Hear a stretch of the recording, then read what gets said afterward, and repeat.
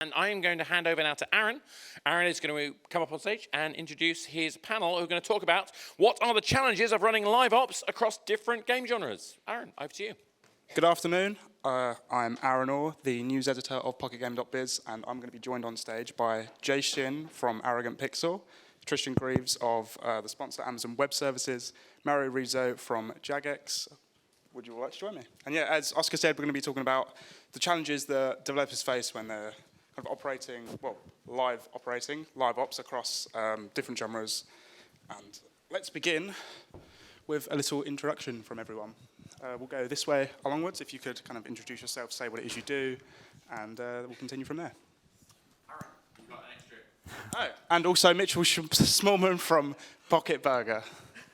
Please. Wonderful. So me first? Wonderful. So hi, I'm Tristan from Amazon Web Services. So yeah, kindly sponsoring today. So my role, I look after basically a diverse team of solutions architects covering UK, France and Iberia, though we obviously cover a much larger area across AWS, but really just helping our customers both with the art of the possible, building their games, helping in the best way possible, both with just building it in the first place, getting it running successfully, and the really exciting thing, which I guess we're going to touch on today, is growing them. So once they're out there, how do you keep them being successful? So that's truly exciting. So that's me. Hi, my name's Jay. I am the co-founder director of a small indie studio called Arrogant Pixel. We've released 2 games before, but the game that we're working on right now is very much games as a service, live ops oriented. So I'm really excited to hear what you guys have to say about it and learn a little bit more. Hi, I'm Mitchell. I'm the CEO of a new studio called Pocket Burger Games. We have a lot of experience on the team working in live ops in previous companies, but now we've got the opportunity to start building games with live ops from day one, which is a new experience for us. And so that's sort of the insights we'll be looking at today. Hi, I'm Mario. I'm an old man. I've been working in games. This year's my 20th year, developing primarily MMORPGs. So I started on a game called EverQuest. Been doing that then, I guess, since 2002. And then quite recently, in the last 2 years, I came to Jagex to develop a brand new MMO. So that's what I'm working on right now. Okay, brilliant. So we've got lots of different experience from across the board. We'll start off with kind of my first question is, are there any genres that are typically easier to work live ops with than others, or is there like a kind of like a difficulty barrier to begin with certain genres compared to others? Should we start? We'll go from Mario and then work this way. I mean, for me, the toughest one was FPS. The reason for that is latency, obviously, and 2 things. A lot of the game engines typically are CPU bound. So if you work with the Unreal Engine, for instance, that's a high CPU bound, so single core, lots of processing power. So particularly in the older days, and even today to a certain extent, it was hard to find hardware, except for our friends at AWS who supported us during that launch.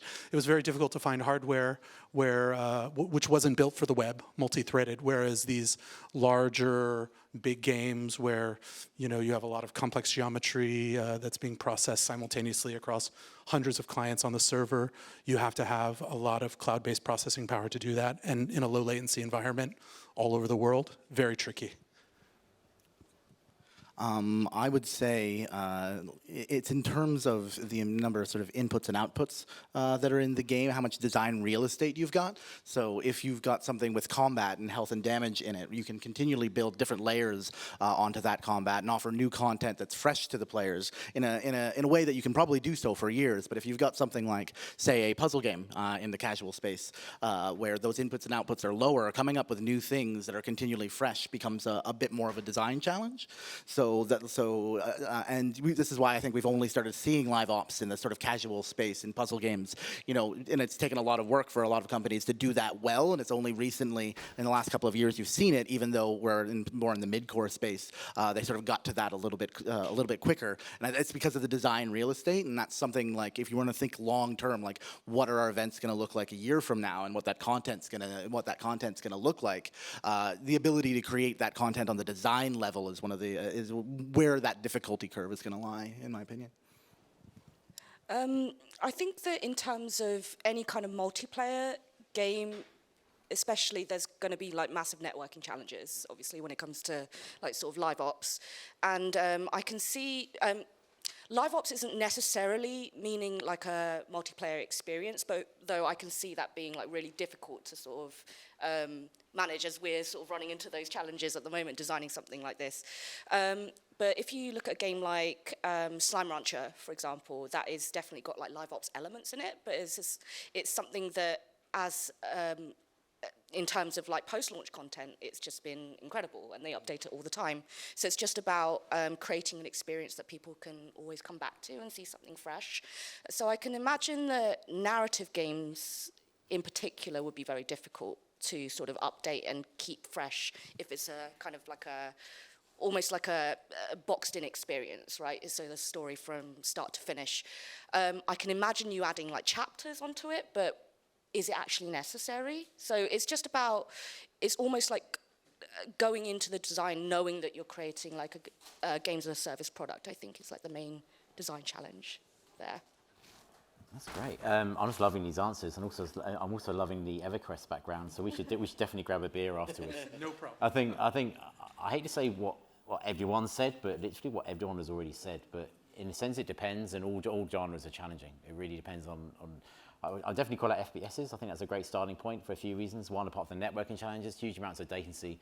These games, latency is just so important, and the player bases as well. I think we should talk about different types of player bases and cohorts here, in the sense of, if your latency slips in those sorts of games, what's the player base reaction? I mean, just look at Twitter during any of the big FPSs where they have downtime or the game experience is compromised, it gets toxic real quick. And so that's a challenge as well in terms of like keeping your game going, in terms of live ops. So that's one side, networking, making sure you've got the right solution, and thank you for calling us out. I love you very much. But in terms of, making sure that you can support that. But I think it's a really good point from Jay about the narrative, right? That what keeps people interested in your games? We can talk about the sort of fact that keeping the game sort of, I guess, up and running and stable, but what about players just get bored, right? I mean, if it's an FPS, do they shock people enough times that they run out of story? So the key thing really for any genre is just understand the question. Like, what is it you're trying to ask? What is it you're trying to get from your players? Get them invested, understand what they want, gather that, and then take action. I'll make it sound easy. It's not, right? This stuff is really, really hard. But start with what you're trying to achieve. So that's great insight. Yeah, Mitchell, you brought up a really good point about the kind of shift in demand and how, as more people are getting into games, as we've seen, how are developers kind of matching the demand for live ops? Because obviously there's a challenge that, people want more, and we're getting huge games like, Genshin Impact is massive and it's constantly updating and evolving. How will developers tackling that? Or is it something that is a quite profound challenge, or is it something you think the industry is quite equipped for? I can only sort of speak for like the free-to-play mobile space in this regard, and I found like it started off right. You create your game, you've got your good retention stats, your players are kicking around, and you think, oh, okay, well, let's do live ops to sort of keep them in, right? But eventually, what happens is the players will get through that challenge of, hey, what do they do when they get through the content? And they are playing the live ops content. That's what they have left, right? That's the game for them, and oftentimes they're very socially connected in guilds and things like that. And so that's what they do in mobile, right? That's a real strength, right? Because it becomes that habit that you have in your life, and it's that sort of thing. And you're waiting, lots and lots of mobile games, right? Like you're waiting for the update on the weekend, right? And it comes out every weekend. It's there, and it's part of your life, and it's part of how the game is played.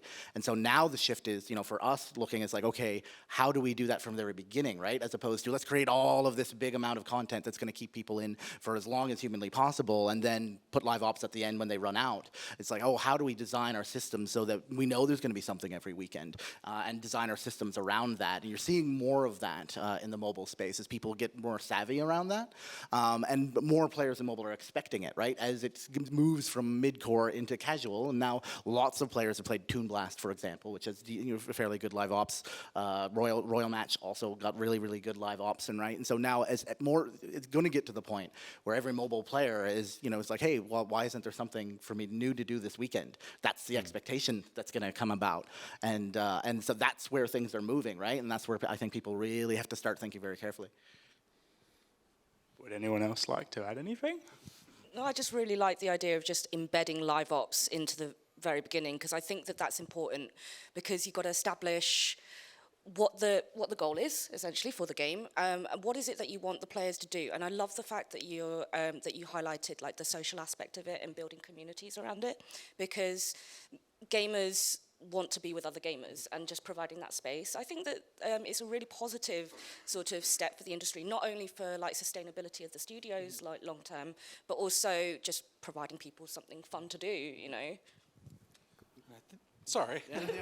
And I totally agree. I really like Genshin as kind of a mark of comparison. It's something we look at a lot, which is we call the more modern MMO phenomenon, where cloud-based infrastructure is very important. If you look at games like Genshin, Fortnite, essentially they set the standard for cross-play on launch. So that's the new demand. So Genshin, for instance, a lot of people don't know, it's the 5th game that they've released, right? So they've essentially released versions of the game. They did a sci-fi game previously. They built up to releasing Genshin Impact. Then they went all in. They spent $100 million in R&D, team size into the hundreds. So what that means is, just like in AAA, we're seeing in games as a service a war, an escalation that, you know, if you are not going to tackle the amount of content that a $100 million R&D game is going to throw out there, because Genshin, you know, goes right head to head with everybody in a sense. When you look at it, like, they don't care that my budget's 10 million or theirs is 100. Players just care about what they're getting for the experience. So I think that is the real challenge, which is, do you want to go down the innovation path for your game, or do you want to get into the content war? And with the content war, you need money. Yeah, it's really interesting that you brought up about how many games MiHoYo have actually had. I think they're about to release their 6th game that's currently being tested, which is, and it's not that they're really innovating in a sense. They've kind of repeated their kind of MMORPG format, and it's worked. It's now worked amazingly for them with Genshin Impact. But I want to bring it back to another point about expectations. Do you think that there are different genres that maybe demand a lot more from live ops, or do you think that, because my neighbour, she's been playing Candy Crush since day one. Either she's really bad, or she hasn't finished all the levels yet. So she is constantly going. They're meeting that demand, as you said with casual games. She is constantly going and going. But are there genres where the demand is kind of outpacing the speed of which developers can match? I think one genre which we see that a lot in is the MMO space, actually. That's the classic genre where players, you design, MMOs, the joke of MMOs is that you design content to be like interesting and exciting, and you write great stories and compelling stories, but players for some reason will sometimes try and play these games in the most boring way possible in order to like ramp through the content as quickly as possible, right? The goal, all the stories you build are almost secondary to getting to the max level with all the max stats. There are exceptions, but that tends to be what you see. And therefore, yeah, there's a huge problem that these players can absolutely burn straight through the content. And if you're relying, well, depending on what your subscription model is it monthly or is it freemium, whatever it is, yeah, they'll burn through that content incredibly quickly. And it can be expensive to get that new content created and out there again, if you want the content to be interested and maybe not just procedural. So I think the key message really is to at least build your game from the start, that you can actually iterate quickly, right? And you can really get content out there quickly in a stable way. Really important with cross-platforms. If you're across about 4 or 5 different platforms, you need a way of doing that in a way that works. So you can obviously see successes with likes of Fortnite, as you mentioned. But yeah, and equally, when you're in the development process, it's the standard development model. Don't be afraid to be able to fail fast. Like, if you get an update out which doesn't work for your players, like the metrics show or the engagement drops or whatever it is, then you need a way to be able to get a new one out there. So yeah, so for me, yeah, MMOs has been a classic one. Maybe it's because it's close to my heart, but that's the one that I tend to see as where that comes in. Yeah, one thing you brought up the social element, and I'd be remiss if I didn't mention that social is really, really good at bringing people together, and it's really, really strong. But once you've got that expectation of live ops, sometimes your social your social communities, especially if you've got a reward for them working together, they will then sort of create this sense of obligation in their communities, which is good, which can be good for your game, right? Engages people, and your players are helping engage in the content that you've created, which is great. But that's a different thing than doing it on your own. And so and people can get burnt out, right? Of like, oh, my guild leader is making me, do this event this weekend, and I wanted to go to the, go to the cottage, right? And then people are making those sort of choices, and that comes, that's much stronger in, games where the social is happening on the live ops level than it is on something like narrative based, right? Where people can just go, it's like, okay, cool, I'm done, and I'm just waiting for more content at my pace. Or maybe it's only available for the weekend, maybe I do it or maybe I don't, but no one's telling me to do it. And so that sort of social layer can be a double-edged sword, and so that's something that's a difficulty that you have to manage, but community managers are your best friend in terms of helping that, of saying, hey, cool, we might release this content in a different thing later, right? You don't have to have that pressure, but please stick around for a couple of months to do it. But yeah, that adds difficulty in some layers and takes difficulty away in others. So with communities, actually, it's very important for a lot of live ops games. I'm someone that's really boring, and I read for everything in MMORPGs. So the community is kind of like, stop doing these quests, we're doing this now, and I'm like playing it like it's a single-player game. But how do you address the challenges in the communities when they're perhaps they're asking for certain things in the game, and you're like, oh, well, this is in our pipeline for next year. Like, how do you kind of deal with what the communities demand and what you're able to actually achieve within a time frame? I think that's probably an MMO. Yeah. I think for us, there are many different ways. For RuneScape, for example, I don't know if you're familiar with old school RuneScape, which is a classic version of the game, very popular. The communities actually vote. So what we do is we put a list of what features are going into a build. It's hosted online on the web. And if 70% of the people don't vote yes, we can't put that build live. So that is an agreement we made with the community when we created that version of the game, because they had felt like we had modernized the game and it had gone away from what they wanted. So the whole existence of that game has been born out of studying the needs and wants of the community. Normally, I would say if you're talking like in a more iterative process for small things the community wants, it's a combination of several different groups, right? So you have your community group, your customer support group, you have the development team, you have QA, and then you have strategy and analytics. He's in the background there. Hi, Alistair. So, and those groups kind of form, I would say, almost like a council.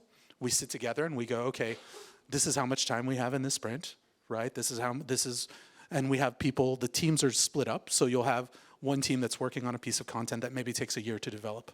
Then you have the teams internally that are focused on what's coming next month in live operations. So then that group will meet together and essentially we'll say, okay, we can afford to do 10 things. So community, give me the top 3 things. QA, dev team, customer support. And based on that, we usually come to a very consensus-like agreement of, okay, we're going to take these 2 things from community, this from QA, this from the development team. This is something that purely came from the players.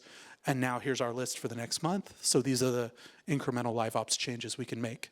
And then, of course, the strategy team and our data analytics team will be able to measure, because what people ask for and what they actually want are 2 different things, normally. Yeah, I was just gonna say, make sure your analytics are strong, because players will tell you that they will never, ever, ever, ever buy this thing that you've put on there. They'll never, ever behave in this way. But you've seen and looked at their behavior. You've looked at the analytics. They're already doing that, and then lo and behold, you put it out, and then it's popular, and all of the sort of complaints and everything, that went against the analytics. Oftentimes, the analytics will prove it true. Not to dismiss it and say, because oftentimes they're wrong, but you should be doing it in conjunction in terms of that, because they will surprise you constantly. So obviously you need to please your players, if that's first and foremost, but everything's about pleasing people. In live ops, you also have to kind of please the publishers. How do you approach publishers with live ops to match their expectations with, again, what is actually achievable for your studio? I could probably speak on this because I've been doing plenty of pitching. I'm sure many of you have seen me about.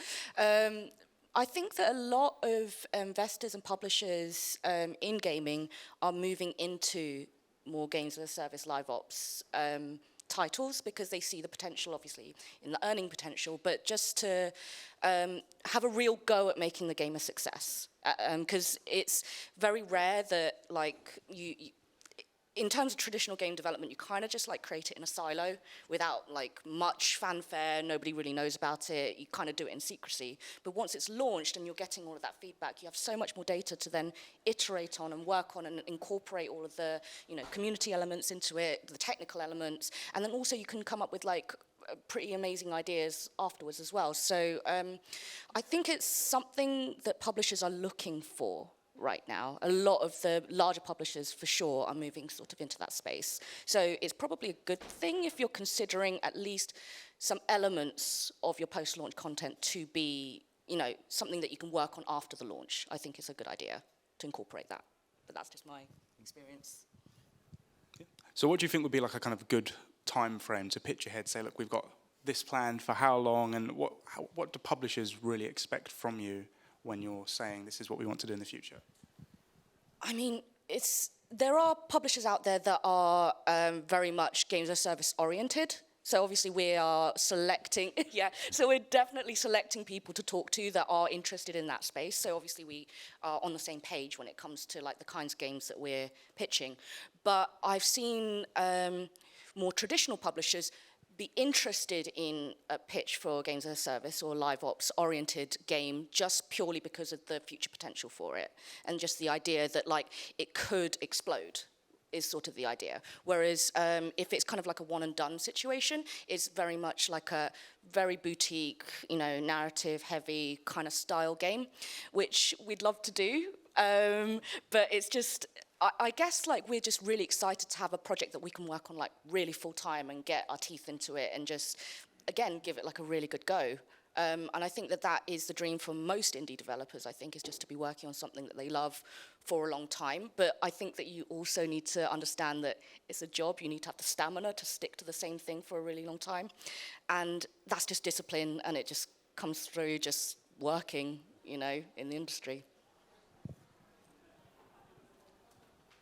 I would say first, not to compete, but Jagex has published 2 games of service, so please give us a call if you're looking to do games of service. We'd be happy. Don't worry, I have some cards here. I will get them out of my coat. The second is, I would say, depending on the publisher, like you said, those that do operate games in the space are usually a little bit more forgiving. Most investors or publishers that I talk to who are coming into the space and they want to invest in a game will want metrics.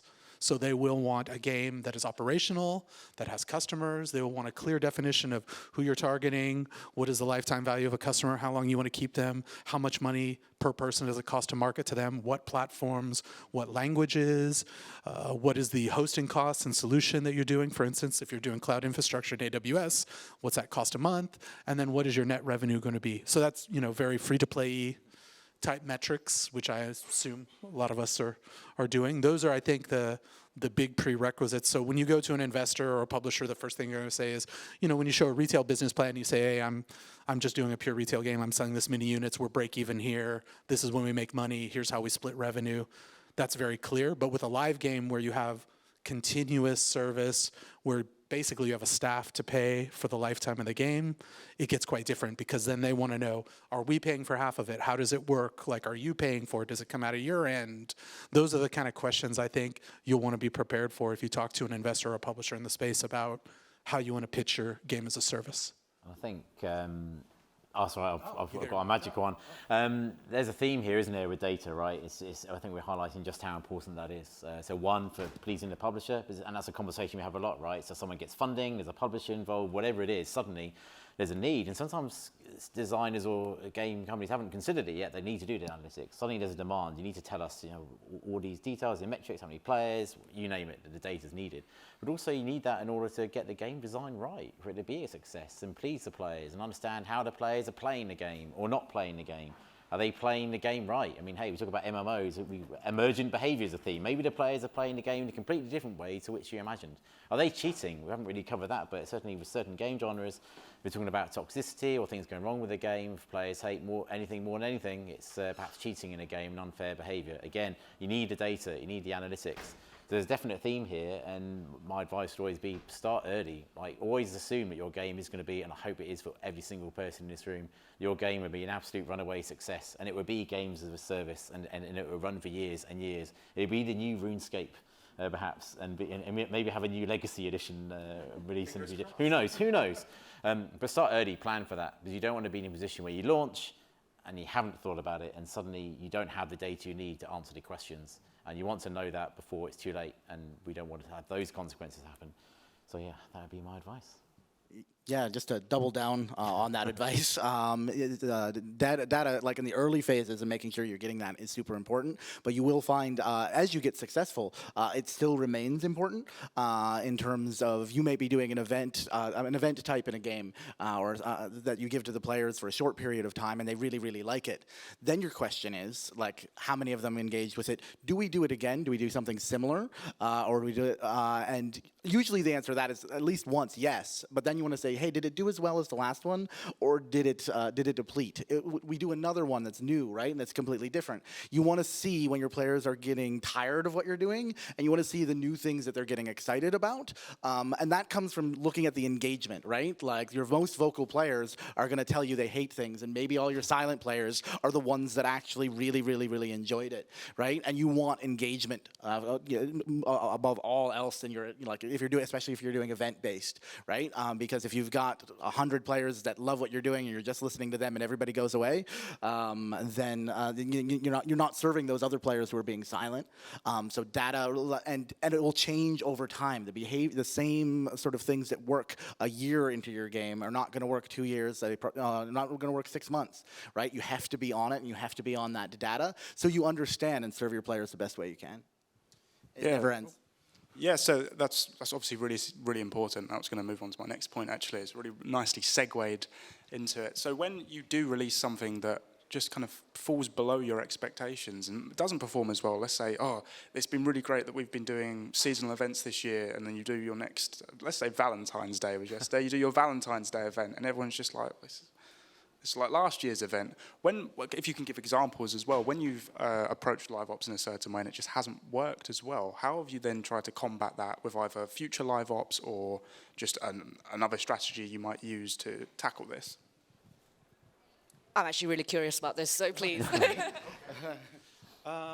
Let's see. So probably the best example I would say to answer your question is normally to determine kind of the baseline of a game, we have an idea of, just like when you're making a retail game, right? You have an idea of how much money you want to make, how much money you need to sustain the team, and how much money is kind of the break-even point, let's say. And when you're doing a game as a service, I don't expect the game to break even unless it's a huge success, at least the first year, right? So you're operating in the hole.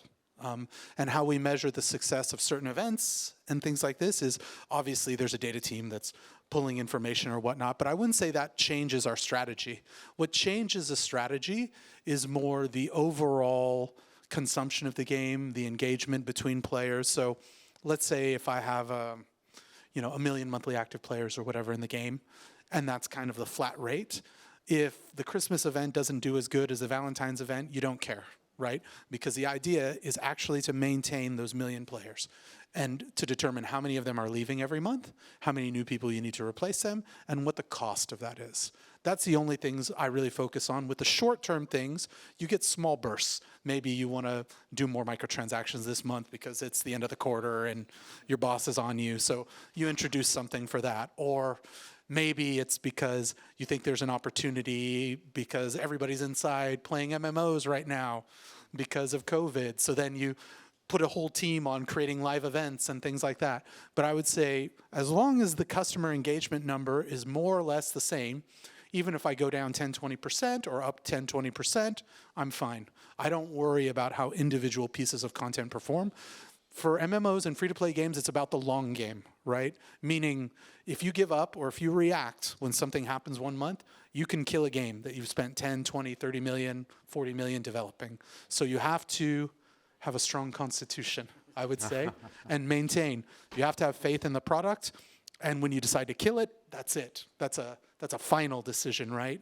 You have to inform the player base, and you have to make big adjustments to budget and live team. So that's, I don't know, does that answer the question? question? So what I'm hearing from you is basically like avoid knee-jerk reactions. Basically, give it some time to like understand the data overall. Give it some time, and then you can average out like the sort of experience the players are having. Because there's so many things outside the game that can affect things like that.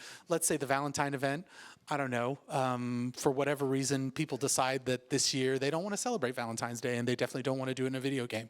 So then if that event, if you find out it's not worth it, it doesn't mean that you shouldn't do another one next year or that you shouldn't try to do a Christmas or a Halloween event. There's so many factors that we don't see. All I can see is how people are engaged in the game and how they are playing it. I can't see what's happening in their lives, what's happening in the world. I can guess based on what I do, what my family does. But that's why I try to focus on what is the bottom line? What is the minimum we need to keep the service happy? And of course, any incremental gains you make, usually that happens over time. I'm sure all of you have heard stories about games that start off, oh, it's a failure. You know, people talk to me, you know, I don't know how many of you are familiar with the Elder Scrolls Online. When that game first came out, it was near, you know, the area of World of Warcraft, right? People were like, oh, it just died and crashed, and they shouldn't have come out at that, you know, so close to a design as WoW. Now I think it's earned more money than that's why they're not making Elder Scroll retail games. It earns, you know, hundreds of millions a year, right? It's a huge success. And I think, and that's a really important point. So we've seen the same with like, well, pick out Destiny and Destiny 2. Let's just keep that game going, right? It's like we don't need to make another one when we can make this game as a service work. So yeah, really important point. And I think on data as well, I guess a key point, actually in terms of responding, and I love the knee-jerk reaction thing actually. This is why I'm glad I'm not a game designer, is that I would totally be having knee-jerk reactions. I think the main thing is to make sure you at least have an efficient flywheel, right? And when you launch an event, you can get the metrics from the event, you understand it, be that player feedback, what the numbers are telling you about engagement. And then when that feeds into your game design teams, they can react quickly, and then your builders can build it quickly, and then you can release it quickly. So if you need to, you can react quickly.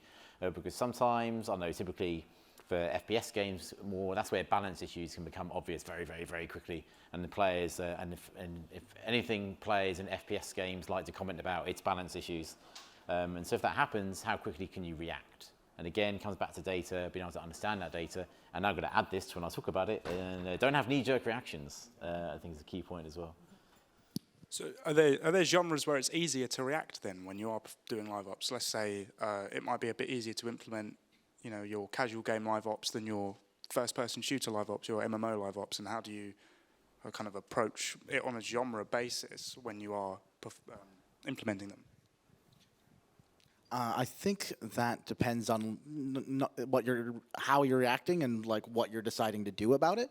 Like making a balance change in an FPS is a huge thing. Perhaps in a build and battler or something like that with like hundreds and hundreds and hundreds of gacha characters, just changing one to make a small part of the community happy isn't going to throw everything out of whack, right? So two completely different scenarios. But sometimes the answer is we should build a feature that plugs this hole in what our live ops is, and that's a big decision, right? Sometimes it does need to be done. Often, if if you hadn't thought about certain things in terms of the design before, but so yeah, it really depends. It's more on what the reaction is as opposed to like the genre, right? Because you can make big changes to a match 3 game, right? And like, oh, okay, we're going to design a whole new live ops event system, right? That's one option. Or we're just going to change the value of the diamonds that you're earning or spending in it. It's a small thing, right? So it's that part I think is less genre dependent. It's just what the solutions you are, and sometimes your solutions need to be small, and sometimes they need to be big.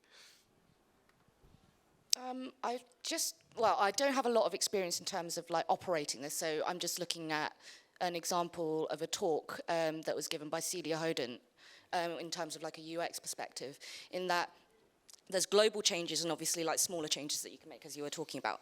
But the one example that I really liked was in Fortnite. It was just, there was this ability of being able to be more efficient when mining materials. So if you were paying attention, you can they gamified the process of actually mining that material to make it more fun, and therefore the grindy elements of it then became entertaining and therefore prolonging like the player engagement in the game. So if you're making things that are fun, that keep the player engaged, that like sort of positively reinforce, you know, your actual user, then the more time overall they're going to spend in your game playing and having fun. So I don't know, I think it like, no, it depends on the business need, obviously, if there's a commercial need to, like, again, earn more money, more microtransactions, or is it like a whole game design problem where you're going to make like a more global change, like the mining, you know, thing, but just try to make something that's going to be like, just make a change across the whole game is just generally... It's tricky because you have to get the whole engineering team involved. If it's like small changes, maybe that the designers could have like tools to be able to like adjust like small certain things. But again, it's just building the game with that in mind, because then obviously the tools engineers obviously need to create the tools so that the designers can come in, make those changes. So it's a tricky decision. I don't know specifically about genres, but yeah, it differs from project to project. You mentioned a couple of things there that kind of like flicked a switch in my head. One of them was about updating the whole game and also with global changes. So I've been playing a game recently. It released in Japan and it released in other countries about 7 months afterwards. Now, rather than kind of, you know, catching us up with all of the live ops content, they've decided to really flood it into the game. So I just had a Halloween event last week. Bit weird seeing all of that, and that's all of the stuff you unlock in the game. And really, if anything, that's driven me away from playing that game, even though there is a new event every 4 or 5 days, constantly going, and you can keep being involved. So how do you approach live ops across genres when you're localizing games? Because if you are going to update, as you said, the whole game, are you doing that worldwide? Obviously with much larger scale games like, as you said, the Fortnites and like World of Warcraft, Elder Scrolls Online, they will do that. But how would you approach that from maybe a mobile perspective when you don't have that capacity? I imagine with great difficulty.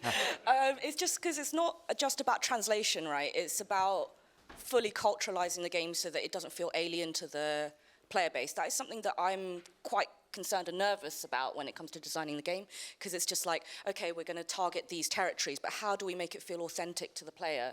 Because I know as like a Korean player, like if someone's translated something badly, I see it immediately, and it's not just a few hours into the game. It's like from the moment that you open it that you like something's wrong. You know, and you can see it on like the user reviews as well. So you can see that it's doing really well in English, but maybe on like Chinese sites, it's got like 60%. You know, and then you're like, okay, there's an issue here.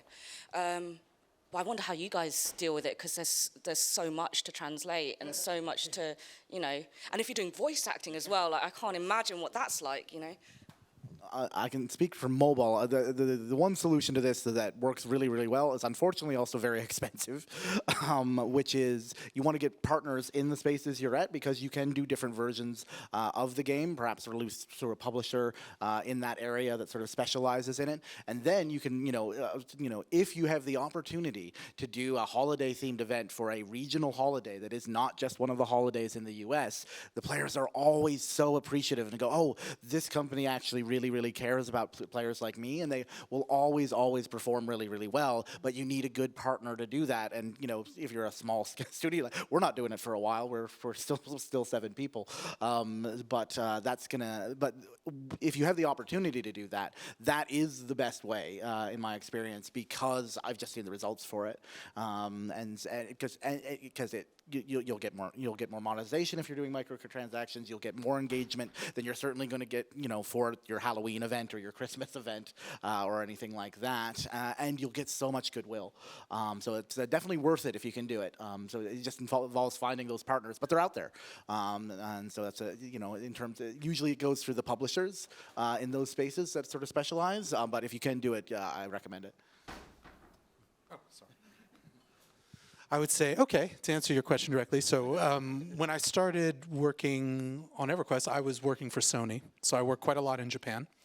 I would say after being in the industry for a while, I now go, if it's a bigger game, I go the opposite way, which is I don't even try to localize for those countries. As a Western developer who understands Western audiences and Western needs, it's kind of like the same thing with JRPGs, right? Final Fantasy doesn't try to do a version in the West that's more like Skyrim and so on and so forth. So if I'm developing a Western game, I have a Western team, Western game designers, I expect them to deliver a Western experience. And of course, there's a certain level of polish and technical sophistication and platform integration that's expected.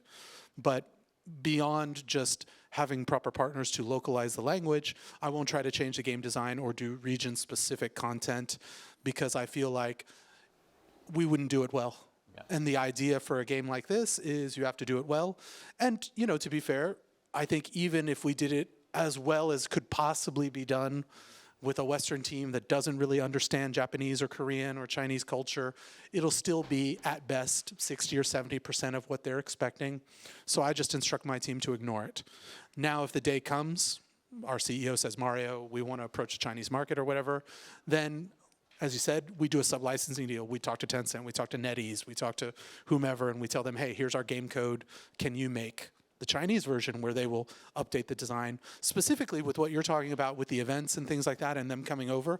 The other thing you got besides the Halloween event is if that game's been running live in Japan and they've been fixing bugs for a year, they probably have a much cleaner version of the game, so a much less buggy, more easier to play, UI elements fixed and things like this. So you do get all those benefits, but you have to go through the Halloween event in July, right? So that's maybe the downside. And I think, yeah, completely right. Play to your strengths, right? There's probably a reason why the likes of Fortnite released the one game in different territories and all the events change at the one time.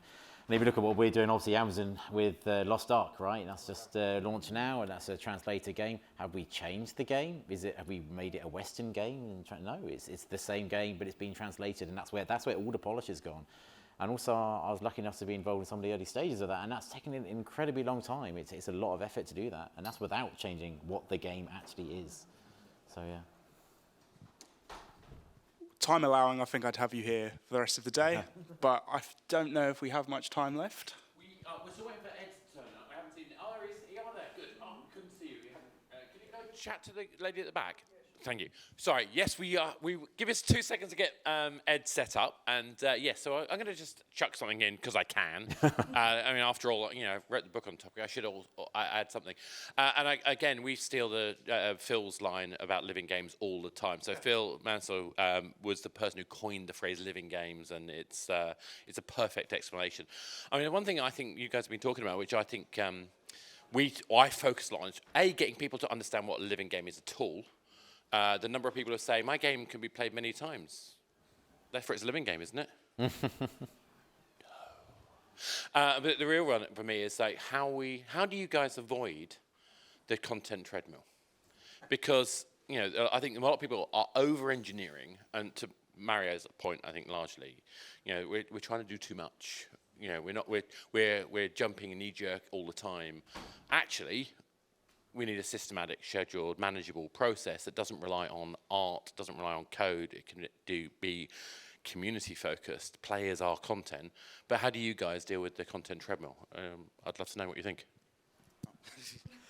One of the trends that I am sort of seeing in mobile, at least, is that there are a lot of companies that have just sort of accepted that the players do not give a shit about your content treadmill, right? You look at things like Homescapes, right, where they just beat everybody by putting in so much well-polished content, like, you know, 3 3D items that you pick from. You'll only see one for the rest of the game. The other 2 get discarded, and that game's making hundreds of millions of dollars because they just got a 1,000-person team on it saying, hey, we don't care about that. So in the mobile space, that's the people you're competing with, and that's something you have to factor in at all times.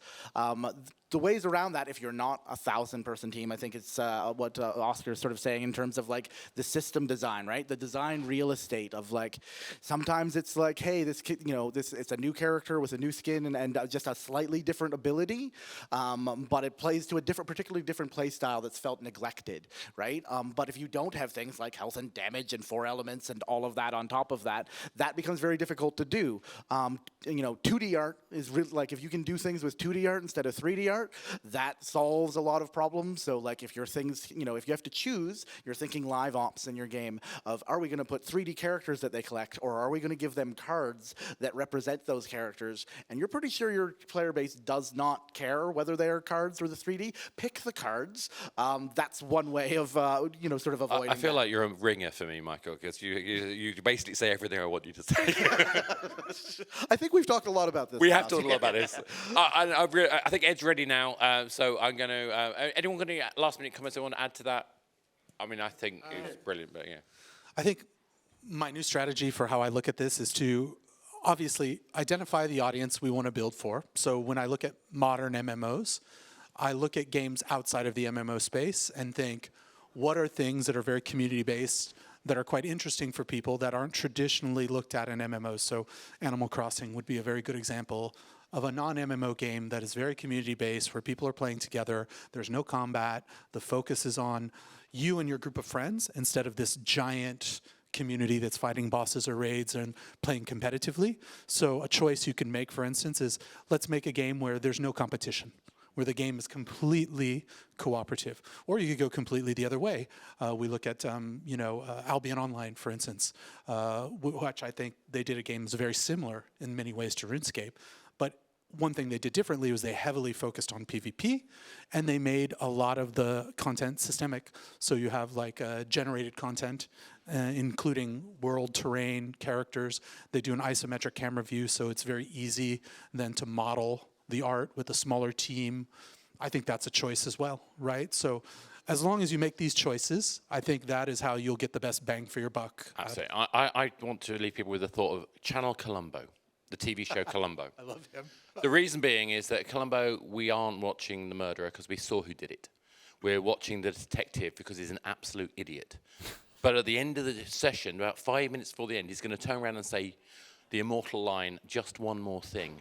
And what we've done in watching the TV show Columbo is fill the gaps that the designer, the writer, the artist, the film production company didn't think about. We just assumed that everything that they accidentally put in the scene was genuinely deliberate.